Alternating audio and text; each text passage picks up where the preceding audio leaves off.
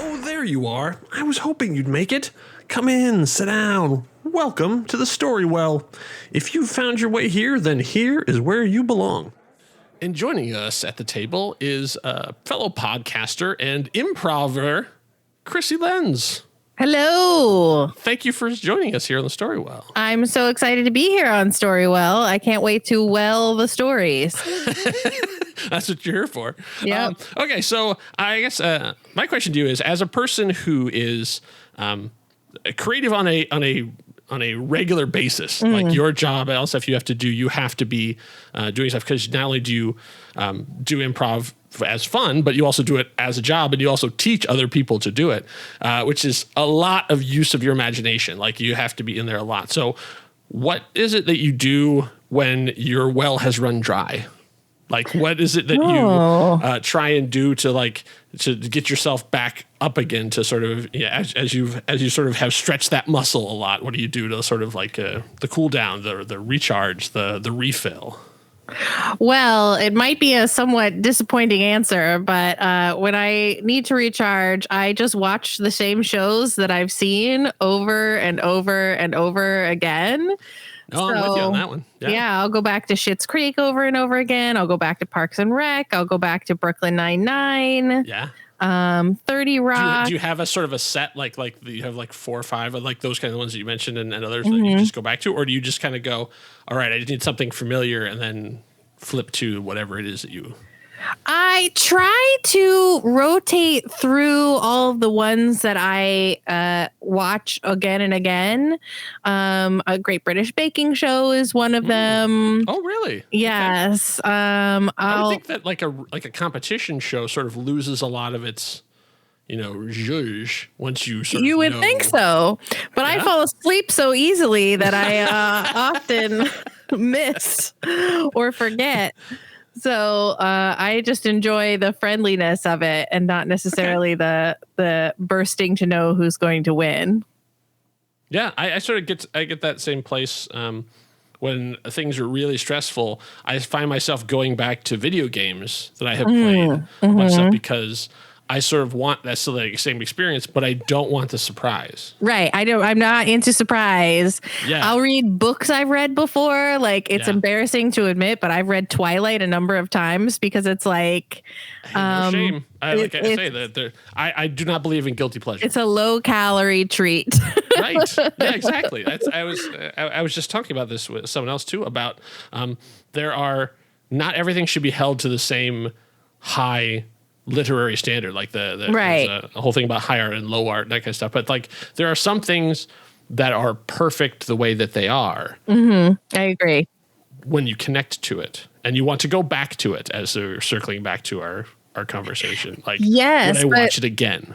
Does it move you emotionally, though? Sometimes I feel like if it moves you too much emotionally, then it's not one of those ones you can go back to over and over again, because you don't want, just like you don't want the surprise. Yes. You don't want to be moved emotionally. You just want to be low. You just want it to wash over you. Yeah.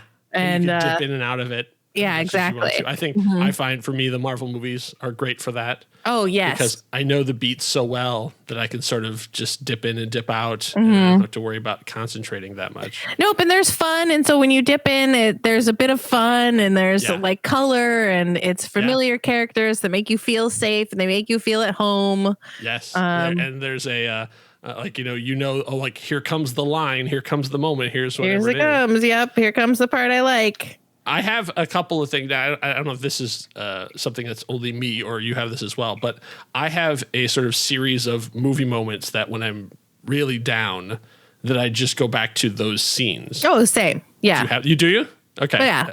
And they're from TV shows too, as well, though. Like, like there's moments from Sherlock, there's moments from Doctor Who. Yeah. If I really am in there's moments from Star Wars. Yeah. I'll go back to some of my dad's favorite movies if I'm feeling extra sad and be like, I need to watch this part that Dad loved so much, Well, my dad pretty much sticks to either action movies or Westerns. My dad loves action movies and Westerns. So like Die Hard is one that I'll watch. That was one of his favorites. Another bad movie that I think is really good, Robin Hood, Prince of Thieves. Yes. is something I love. I can tell you, I've been on as listeners know. We did a Robin Hood thing here on the show, and I ended up writing a script about Robin Hood. So I've been on sort of Robin Hood kick. Love it. I can tell you, I've watched all the Robin Hoods that came after it, and there's nothing really as good. I don't think so. I think it was a really good Robin Hood. From a scholarly perspective, I've watched like 5 other things that have come after Robin Hood Prince of Thieves. Nope, not as good. Like not as good. that it hit that popcorn entertainment cheeseball factor. Even not having Robin have an accent. There's so many things that Robin Hood Prince of Thieves does right. It's got Alan Rickman for crying out loud. Serious. Yeah. And yeah, exactly. I mean, just Alan Rickman. He's carrying the whole movie on his shoulders. Yeah, but I think that was my first introduction to Alan Rickman, and then afterwards I was like, "Oh, it's the sheriff from Robin Hood, Prince of Thieves." He's quite good. So when Snape showed up, you're like, "Hey, it's the sheriff!" Hey, it's the sheriff. Well, that's great. All right. Well, then, as we're talking about classic stories, let's see if we can come up with a classic story of our own. Excellent. All right. So I'm going to ask you a series of questions. Okay. There is no wrong answer.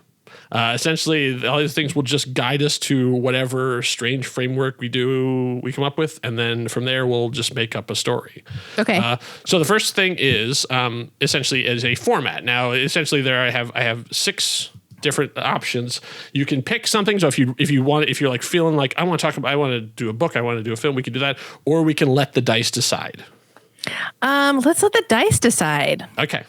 See, this one has been rolling a lot of 4s, which is a film. Okay. And I said last time, like, there's no way it's going to roll a 4, and it did. So I'm going to say, like, this is definitely going to roll a 4. I'm trying to use reverse psychology on the dice. And it did it again. It's a 4? Heck? It's a 4. Okay. I think those might be weighted dice. Yeah. All right. So I was doing earlier today, even I was like, this is going to roll a lot of 4s. I'm going to roll, and it was giving me 1s. It was giving me 6. Like, it was all over the place. It was doing it, and then I roll it, and here we are. But we honor the dice, so yes, we're going to make a film. Very well. This can be anything. It can be high budget, low budget. Wherever we want to be. We don't have to, this money we don't have to spend. So perfect. The next thing we're going to do is genres. So essentially the same thing. If you are feeling more like you want to do something in a particular vein, we can do that, or I can let the dice just tell us what our genre is going to be. Let the dice decide. Okay, so I usually do 2 genres. So we'll do the first one. Come up. That is an 18, which is a public domain character. That actually is what came up before. So far, it is trying to get us to do another Robin Hood story, and I don't like what this is going, because that's what happened before. Because we mentioned it, yeah. So it's public domain character, which doesn't necessarily have to be historical. It can be something. And second number is the number 6, which on my little chart is a fantasy. Oh, that's interesting. Okay. So it does want us to do Robin Hood. But it's a fantasy. Well, it could be any public domain character. So like a public domain character, last time it came up, we ended up doing King Kong. Okay. So it runs the gambit. So it can be any historical person, but it can also be Sherlock Holmes. It can be, we did Pied Piper of Hamelin at one point. It can be Robin Hood. I mean, like those, any of those sort of there. And I guess mythological, so we can go into the realm of fairy tales.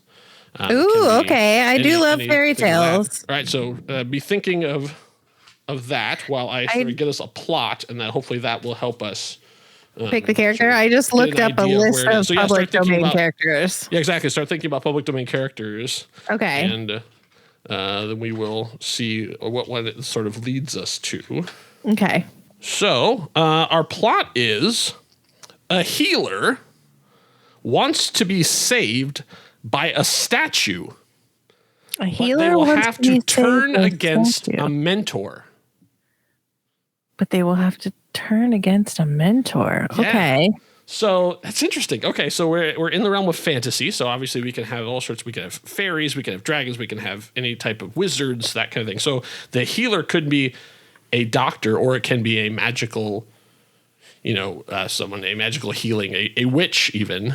Mm-hmm. Okay. Traditional witch. So we could do anything from that. So you could do any historical witch, from a different perspective. Or actually, it was weird. I was thinking, what is the what is the symbol for the doctors? Is the two snakes? It's got a name that starts with a C, Yeah. like a catopus or a Yeah. I was thinking like what was the first doctor that was based on? The first do no harm, Escapalius or whatever. If you say so.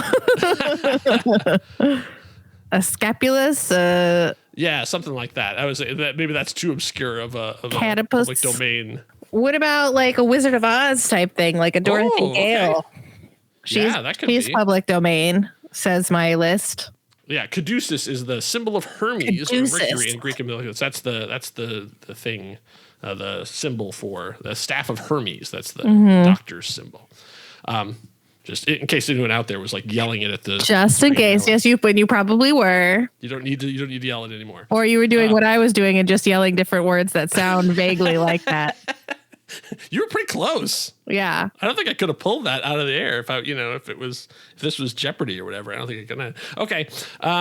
Yeah, we've seen the wizard because like they had the great and powerful Oz, which sort of told about the wizard. And we've had obviously Elphaba. We've had Wicked. So we've had the Wicked Witch of the West. There's Glinda, but is there anyone else in sort of the Oz I guess not pantheon, but the Oz mythology and the Oz characters that have not really, their story has not really been told? Well, if we are thinking about Wicked, then they sort of tell the story of the Scarecrow. Yes. And the Cowardly Lion is in there too. And the Tin Man. Yeah. I have an odd experience. I love Wicked, but I have a weird parallel universe version of Wicked too, because when I became a fan of Wicked, that was during the age of CDs. We're of an age, so we're that point. So I listened to the Wicked CD, 1,000 times, and this is before even Wikipedia or any of that kind of stuff. So I had a very different version of Wicked in my head. Oh, when I found nice. out, then I actually got to see it, or actually got to read I think I actually got to read they put out a big book of it.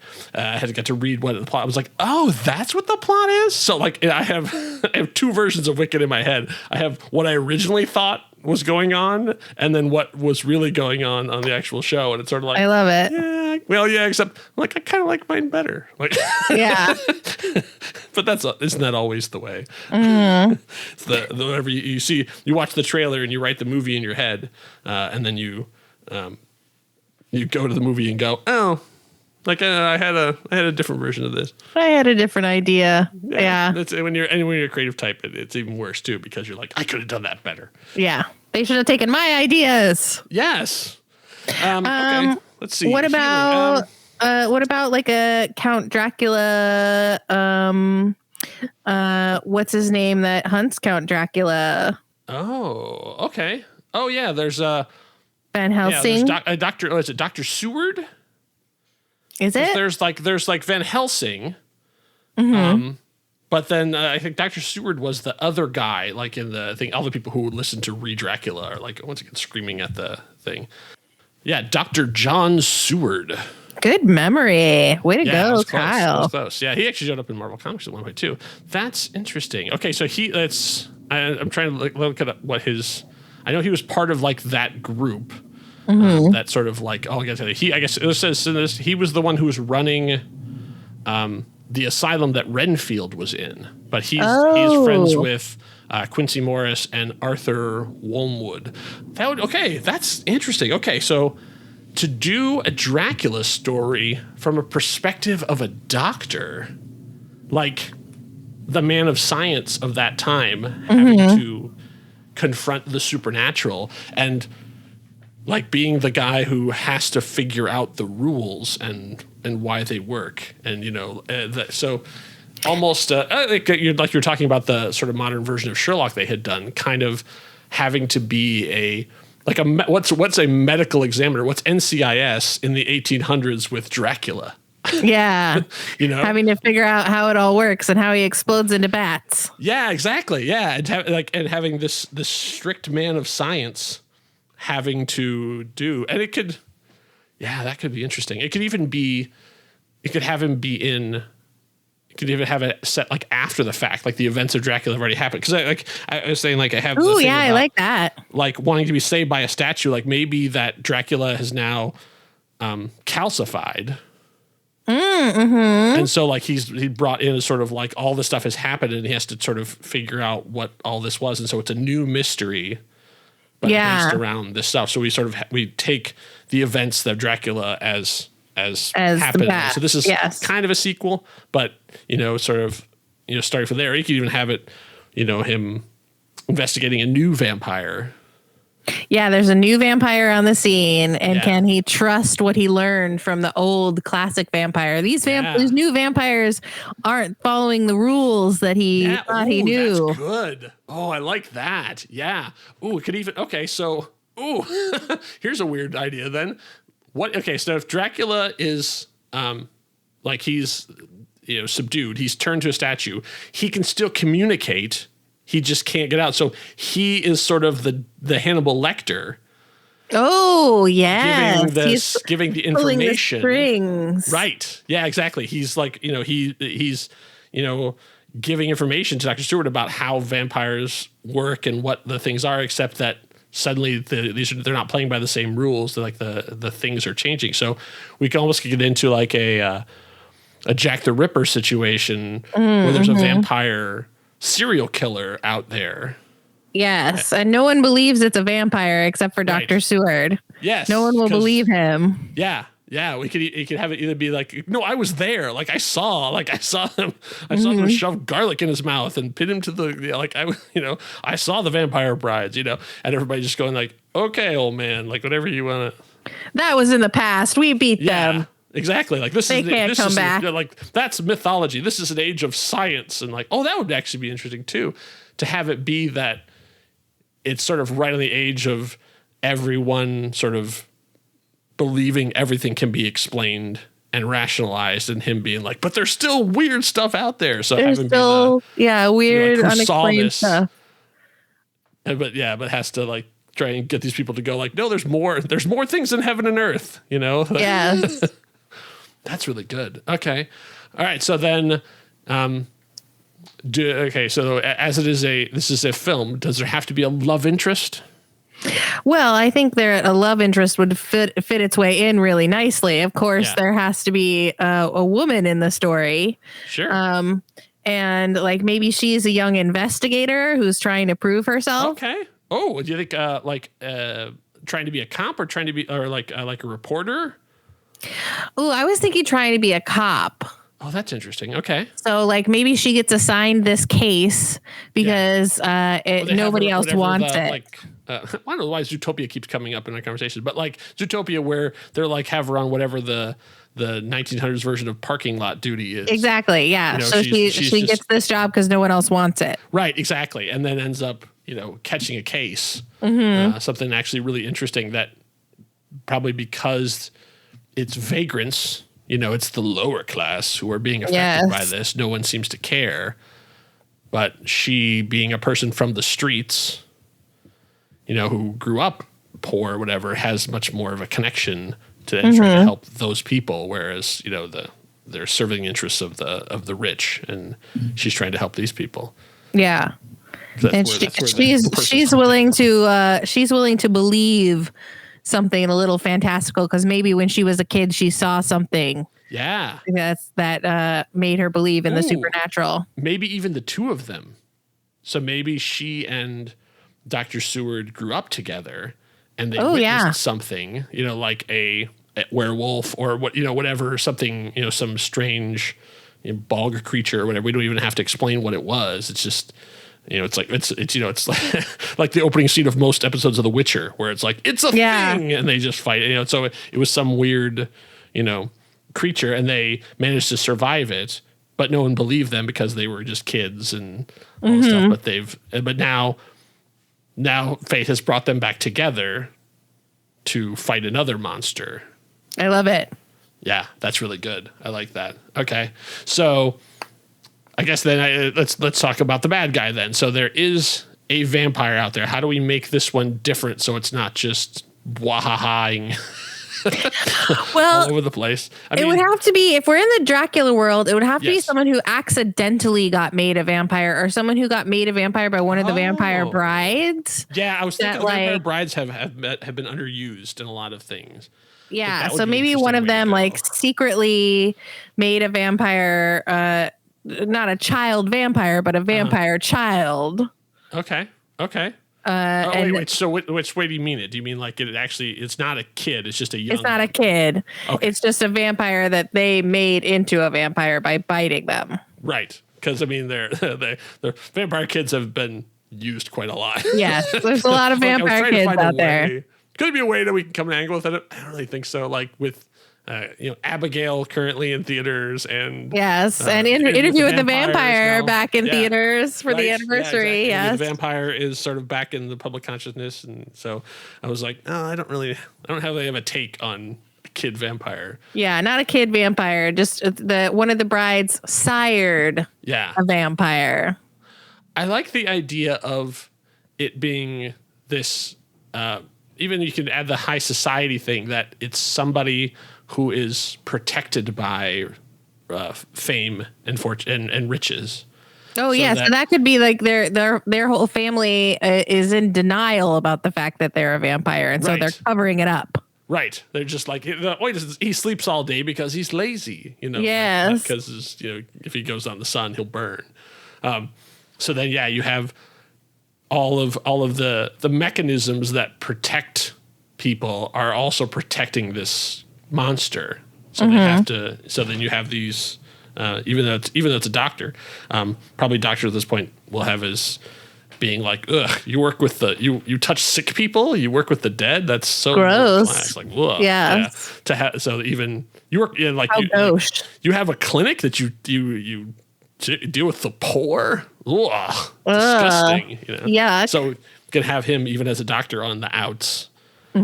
So they have to then work their way up into this society to get the thing. And I think it would be interesting twist if we find out that it's actually like a brother and sister who are both turned. So yes. it's the But brother there's who's just doing all one. this. Right. Yeah, exactly. And it turns out it's actually the two of them, together. So now that's like they're twins. One. Yeah, exactly. Like, and so you think that she's just being protective of her brother, but it turns out nope, they're both in on it. Like they both got turned. And they could be like almost partial vampires, like not full vampires, since they weren't turned by the head vampire. They were turned by a weaker vampire. So they could have some of the characteristics of a vampire, but not necessarily all of them. So if they go in the sun, they will get burned, but they won't burst into flames. Yeah. Oh yeah, that's interesting. Yeah, to have it be that it's the rules are still the rules, but they didn't like distribute evenly. Yeah, they didn't fully take because Right. they're still like fighting, the humanity in them is fighting the vampire disease. Yeah. And it's like, what will win, the vampire disease? Like, and maybe one of the cures is like, if they eat enough garlic, it'll chase the vampire out of them through their intestines. That's interesting. Oh yeah, to have them sort of, you think like even they're resisting it. Mm-hmm. Okay. And even if there's two of them, like you said, the sister's being very protective. She's like, no, we can beat this. And the brother's like, no, let's go eat people. Oh yeah, that's really good. Yeah, it's like I can save him. I can help him. Like so even though and then it turns out that she's also affected by this too. Infected, It's not in the same way. Oh, that's really good. I like that. Should they have met these people before? Is it someone else they know? Like, if wherever we're setting this, I assume it's in America because that's where the end of Dracula, or where did it take place in? I think where Dracula ended. I can't remember. I can't remember either. He comes to England. Is that where? Or does he go to America? Oh, well, of course it ends in Romania, Transylvania. To go back to the thing. Okay. All right. Well, then it could have been anywhere they went along the way. So, I guess we could say London then. We can say. Oh, this says Dr. Seward's asylum is located in Purfleet, England. Okay. All right. So we can have it be, we can, at the point, since we're doing it after, we could pretty much do it anywhere from Ireland, Scotland, Wales. I mean, like it could be anywhere in the sort of that thing as he's opening, his new thing. I guess, South End or something, like to have it sort of more of a rundown as opposed to like constantly having Big Ben in the background and stuff, like to have it be much more in like a rural area. So you get some of that, the moors. And yes, sort of like the foggy hills. Yeah, exactly. Like it's that seems like a different hunting ground. Sort of bring some of that Hound of the Baskervilles sort of mystery to it, as opposed to just hiding amongst the gargoyles. Yes, I like it. Yeah, I like that. Okay, so because then that puts us into more of like the small town mystery. Oh yeah, so it could be it's the fancy family of the small town. That they already have hidden secrets. Like they have lots of secrets. Yeah, the lord and lady of whatever this shire that he set this in. Mm-hmm. And so they're the benefactors. And it could also be that we can have a couple of them. Sort of, this could be the whatever the English version of like Palm Springs is. Like this. Oh, sure. Yeah. This is where the rich and famous go to relax. Yeah, exactly. And these are summer castles or whatever. Like this is the air. Yes. Yeah, exactly. Yeah. So maybe South End is actually pretty good for that then too, because it's sort of more vacation-y, even though it's still dreary and miserable, because we're going to have it set in sort of that time. It's like, oh, well, I guess that does, but there could be something interesting about like having it in the summertime too. Yeah, like it's hot in their long bathing costumes. Yeah, going to the beach. There's a sexy beach scene where they play volleyball. Yeah, and someone's ankle gets exposed. Yeah, the scandal. Okay, so I guess then. Someone's ankle gets exposed and it has a bite mark on it. Ooh, I like it. You think it's one thing. You're like, oh, they're other. And as the camera like whips around, then you see the puncture wounds on the other side. Like, yeah. Do you think that they would be turning their friends? I think if they were turning people, it would have to be like accidentally. Okay. So you think it more like do you see them as hunting people to their death, or do you think they're just sort of using them like cattle where they're just sort of feeding as much as they need? Ooh, good question. I think the brother is liking the deaths, and so he's going after, like you said, the underprivileged, the underclass. Yeah. So that they won't be investigated as much, because he likes the killing, and the sister is trying to withhold. Mm-hmm. So she's the one who's accidentally turning the different members of because she won't kill them. She's just biting them and leaving them, not knowing that they're going to get infected. Oh, that's interesting. I see. I could see having it be that they think of her as a woman of low morals because she's running around with these men.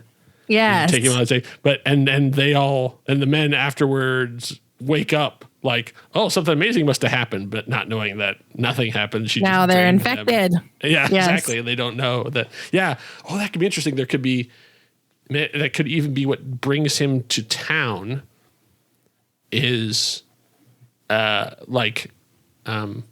this illness, this mysterious illness that's affecting the people, and it's the fact that like they're getting low levels of vampirism. Yeah. And maybe he can even cure some of them. Yeah, it's true. Simple. Yeah, as he knows a little bit more about this, and that could be the start of how can this be? Mm-hmm. And it's like, this is very similar to that could even be how it starts, is that this is going on, and they reach out to this person who's a expert on blood, a hematologist. Mm-hmm. And then he shows back up, and this is where he grew up. And then our want to be detective is there. Or she calls him in as a favor. You. Yeah. Or even like, I thought it was your dad, and like, oh, my dad didn't make it. And so we could even have it be that this is the young Dr. Stewart, not the old Dr. Stewart. Ooh, yes. So to have it be, he only has the notes and stuff too. And then maybe he still has the body, like he has Dracula's body. Well, with Dracula's body is a statue. Right. He takes it with him. He still has it. So I guess they bring it in and it's like, Yeah. he's petrified. So he can talk to it. Right. You can talk to it. Like there's like maybe even like, you could have it be that it's mental communication, or I guess you could have it be, I would really like to see that effect though in a film of like the statue talking, like, like hearing the stone as he like talking, even if he can't move. Yeah, I like that. Like, so we see him pull in on like a carriage or a train maybe. And like, the big coffin comes in behind him with the statue, or the big case. It wouldn't be a coffin. It would be a big casket. Yeah. That's what we think though. It's like the giant coffin-sized shipping box. And so we assume it's a coffin, and then they open it up and it's a statue, and they're like, oh, like you don't seem like the art lover. He's like, yeah, this one's been in the family, and I don't want it to get too far from me. Yeah, I can't leave it alone. Right. So I guess this is the Chekhov's gun of it all, though. If you introduce Dracula in the first act, does Dracula come back in the third act, or do we have something along the lines of there is no way, like? Well, I like the idea of him being. I don't want Dracula taking over this movie. No, because I like the idea of him being a Hannibal Lecter. So if maybe he truly wants to help the Doctor because he doesn't want any abominations out there. Like he wants to be the one true vampire. I was thinking it also might have given him some perspective that to be a statue now. Yeah, I was thinking like he's a statue now, so he doesn't have the hunger anymore and doesn't miss it.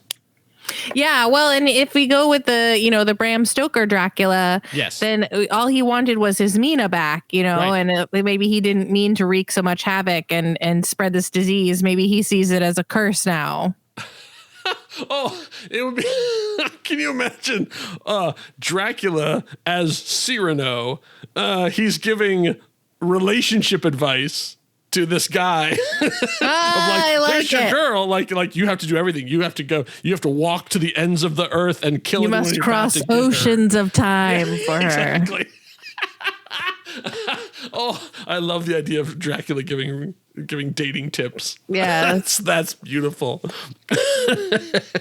Yeah. So as he's helping with this investigation, he's also just like, who'd be helpful in this situation. You know who you should call. Have you ever impaled anyone on a spike in front of her house to show her your devotion? I'm like, I don't think that's the kind of girl she is. That's not what we do in this modern era. Yeah, that's right.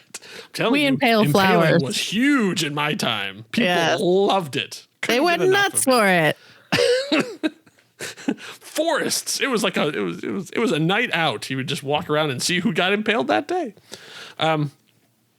Okay. I like that. I like the cozy small town mystery of this thing, and then the nice class warfare that we get into too with it too. Okay.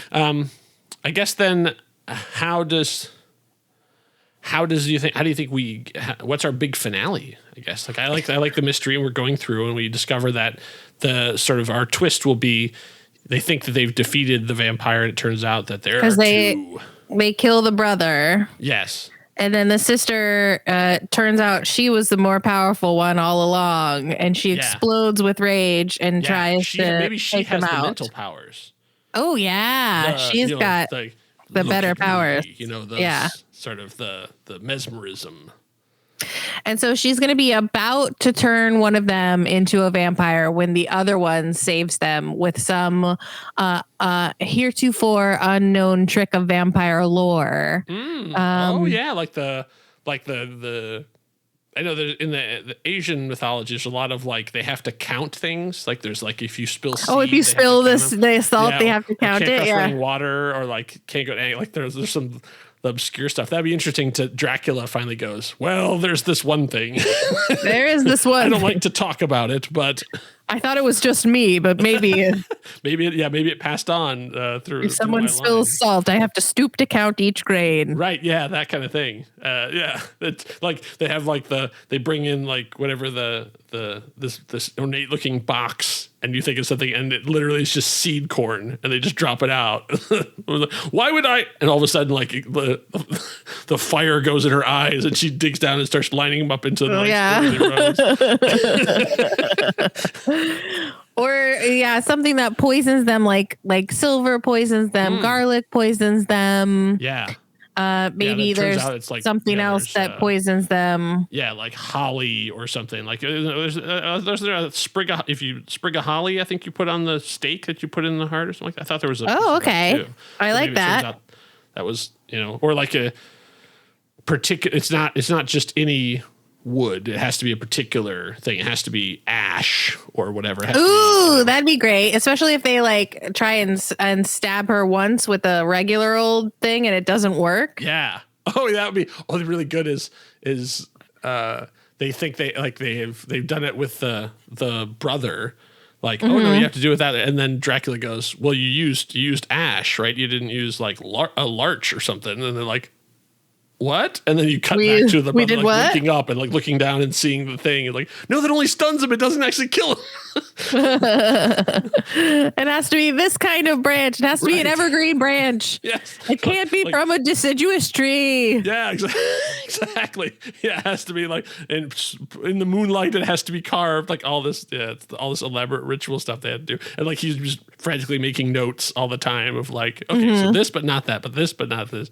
From this, it has to be, has to have been grown within 20 miles of a dead body or whatever. Like all these things. Like, are you sure? Are you sure? Like, no, that's the lore. That's what it said. We got to follow the ritual. Right. And you wonder if Dracula is just messing with them. Right. Exactly. Yeah. So it's like, are you sure that's the case? Or is this just something you heard? That's what he said. I don't know. Look, as a guy who's been stabbed a lot, I can tell you there's a difference between an oak feels very different. It feels like very soft and earthy, whereas the yew really packs a sharpness. Yes. So in the end, you think this is a? I mean, obviously there'll be blood and there'll be maybe a bit of ribaldry. But then in the end, you think love wins. Like they defeat them and do we and then it's like the two of them living in a house with Dracula as a statue. As a statue, yes, until another mystery comes about and he has to help them solve something that's not vampire related. They just go to him as a mentor now. Yeah. Oh, I like it. Oh, that's really good. I just love that idea of the statue of Dracula giving advice. Okay. All right. Since this is a movie then, who do you see as the young Dr. Seward? Who is your male lead? I'm a big fan, and I did just see the Abigail movie, but I think that Dan Stevens can do anything. Okay. And he has, I think, just the right amount of nerdishness and bookishness and leading man qualities that he would be my pick. But what do you think? That's actually pretty good because I was thinking of him. This is just because this is the way of pop culture now. I know him mostly because he was the Beast in the Beauty and the Beast live action. He was, right? Yes, he was. Yes, but he had one of my favorite moments, which is when she was talking about like some book and he was like, ugh. Such a dismissive thing about books. And I was like, it was so funny. And I thought that really good. So it actually fits really well with this kind of thing because I think you're right. I think he can play very stiff, which is what we want. We want someone who's like awkward so that you can have it, just that sort of that British thing of like, he only gets impassioned about the thing that he loves. Okay, so Dan Stevens. I like Dan Stevens. That's a good choice. Now, who do you see as our young investigative detective want-to-be? Oh, that's a better question. This actually, you could have an American because then she would be even more of an outsider. So you don't have to necessarily go for young British actresses if you don't want to. Okay. Let's just bring in Emma Watson and just have him to just Beauty and the Beast reunion. Why not? Yeah, I like it. What about an Elle Fanning? That's not bad. That's not bad. And there's some of those people who actually can do really good British accents. Yes, they can fake British pretty good. Maybe she's not bad because she's she'd be in the right sort of age because they would maybe similar age. A Sophie Turner. The problem is I just because I only mainly know her from one thing. Yeah, it's hard to not see her as Sansa royalty. Yeah. You know, like because she has that. She'd be lowly as Sansa. She has that sort of air of command. Mm-hmm. Maybe the girl who played Clara Oswald in Doctor Who. Oh, that's interesting. What's her name? Yeah, even Karen Gillan might be too old. No, actually, she's about the same age as Dan Stevens, I think. Jenna Coleman. Oh, I would love Karen Gillan. Karen Gillan, I think, would be really good because I think she's done some horror type stuff. Plus, I think, yeah, she did Oculus. Yes, exactly. And I just watched her she did Last Meals, which is a YouTube show where people get to pick whatever they would have as their last meal, and she was just so charming on that. Because she really was open about her anxiety and what she likes and doesn't like about fame and all that kind of stuff. I was like, oh wow, like I was already a fan of hers and I've even met her, but like I got to see like a whole other side. And I was like, oh, that'd be interesting. Like I hope she, Nebula doesn't really let her show anything, including her skin. Right. So it'd be nice to have a thing where she's just like a regular person. Mm-hmm. Out to prove herself. Yes, exactly. With a chip on her shoulder, and having this be in the south of England, and having her be using her accent, having her be Scottish, I think actually plays well too because already there's a distance. Yeah. So she's already an outsider. She's an outsider. Yep. Yeah. Oh, that's pretty good. That's a pretty good combination right there. Okay, so I guess we don't have to have a face, but who would be the voice of Dracula? We don't actually have to have a real person in the thing. How about Michael Sheen? Oh, that's really good. Oh, I like that a lot. Oh, man. Although he famously played a vampire in Twilight. True, but I think that also, that gets a little bit of like wink, wink, nudge, nudge. Yeah. Stuff. And that's pretty good. And he could be as... this is basso profundo. He could really be big, but he doesn't move at all. So it has to be carried. That's really good. Maybe Sophie Turner is our bad guy girl. Oh, that's good. Yes, that'd be perfect. So who do you think can be her brother then? Oh, Kit I don't Harington. know. Oh yeah, well, let's bring him back. It's Joe Jonas. Yeah. Harry Styles. Yes, Harry Styles is the vampire. It'd be interesting if someone, if having it be a little nebbishy, sort of someone who's not, that, because Dan Stevens is a handsome dude. So to have this person be a little snivelier, I guess, that sort of that Draco Malfoy kind of like prig. What about a Cole Sprouse type? I don't know Cole Sprouse. He's Jughead and Oh yeah, isn't he a twin? He is a twin. He has a twin. We could play that. No. Yeah, I'd say like okay. I say I did not watch Riverdale. Let's see. This is he. Okay, yeah. All right, I can see that. Can he do a British accent especially? Oh, nope. It went away that fast. I had an idea, an actor, and it just whoosh right out the brain. Right out the brain. He could be a weakling pretty easily. Yes, I think that would be interesting to have somebody who's of diminutive stature. And that, especially next to Sansa Stark, because she is like, she is a tall woman. Yes. An overpowering presence. Christie tall, but still, okay, that's a pretty good cast. Yeah, I like that a lot. Okay, so now we come to the end. We come to the most difficult question of all. Ooh. What do we title this? Oh, goodness. Because I don't want to put Dracula in the name. Right. because he's around. But we want to have vampire. There's been so many vampire things that it's difficult to not have something of blood of all these different variations of that. What if it's named after the place? That's pretty good. Okay, we'd have to there'll be a lot of Birminghamshire, Nottinghamshire. But it could be the blood of Birminghamshire or something like that. Okay. We'd have to find an actual, we'd have to look on a map and find the place. Thing for that. I do like so sometimes it's good to put out a bad idea just so we can beat it. So here's the bad idea we could try to beat. And that's exsanguination. Exsanguination. Which is, the medical term for, the bleeding out. Yes. Like you're bleeding out. Yeah, exactly. Something, so it gets that we're doing science about vampires, but it also is long and clunky. What if we do something that's like a blood, not pun, but a blood cliche, like thicker than water or. Oh, that's not bad because we do have siblings. Ooh, thicker than water. That's pretty good.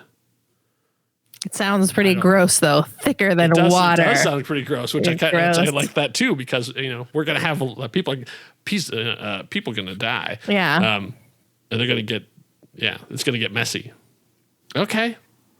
Oh, that's pretty good. A small town mystery of vampirism, like it's Downton Abbey but with vampires. Yeah. Ooh, that's pretty good. Thicker than water. Oh, I like that. Okay, I think we got our movie. Yay, we did it. That's really good. Okay, all right, I love it. Okay, so then what we do at the end, as we have this amazing thing, is we give it away. So for free. So thicker than water, the vampire tale set after the events of Dracula is now yours, listener. You can do whatever you want with it. It's Creative Commons attribution. Basically, it is all your stake. If you want to write that movie, it's all yours. If you want to make a television series, if you want to write it as a novel, if you want to make it into a comic book, a musical, it's all great. Ooh, a musical, yes. Just link it back to me so that I can read it. Put up on AO3. We want to see what you come up with. I want to see fan art. I want to see, Dan Stevens cowering from a vampire. I want to see, what do you think the statue of Dracula looks like? Like, draw it up, show it. We want to see. Yeah, whatever you can do. If you're inspired by this, take it, do whatever you want, and then let us see it. Let us know that you listened and you enjoyed it. So, Krissy Lenz, thank you so much for coming on. If people would like to hear more of your beautiful voice, where can they do that? Oh, they can do that at True Story FM, where they will find both the most excellent 80s movies podcast, where a filmmaker and a comedian review the 80s movies we think we love or might have missed with these our modern eyes, or also the Gank That Drank podcast, a supernatural the show drinking game podcast where we make up drinking game rules for our favorite episodes of Supernatural and recap them while letting you know how the rules played out. And those are both at truestory.fm. That's right, as is the story well. We're happy to have our great grandpapa Pete, our podcast impresario, helping to keep our shows running. Yay, Papa and Pete. If you think that Dracula's hard to kill, the Supernatural fandom is even tougher. It just keeps on going. We love them. We love everything about Supernatural. So, all right, well, thank you for coming on and making up a story with me. Oh, we should have had Jensen Ackles in there as a consideration. Okay. Like I say, we can have him as maybe he can be a Van Helsing. Yes, he just pops in as a little cameo. Right, exactly. Just like, hey, I heard you're hunting vampires. I'm here to help out. A Victorian leather coat, yes, I love it. Yeah. Well, the stories won't write themselves, so back into the world we must go. If you'd like to know more about Krissy Lenz, you can hear her voice alongside her co-host Nathan Blackwell on their podcast entitled The Most Excellent 80s Movies Podcast. That, alongside my audio drama podcast, The Swashbuckling Ladies Debate Society, are both available in your podcatcher of choice. Thank you for stopping by. If you're in this part of the world again, there will always be a place for you here at the Storywell. Now, go tell your story.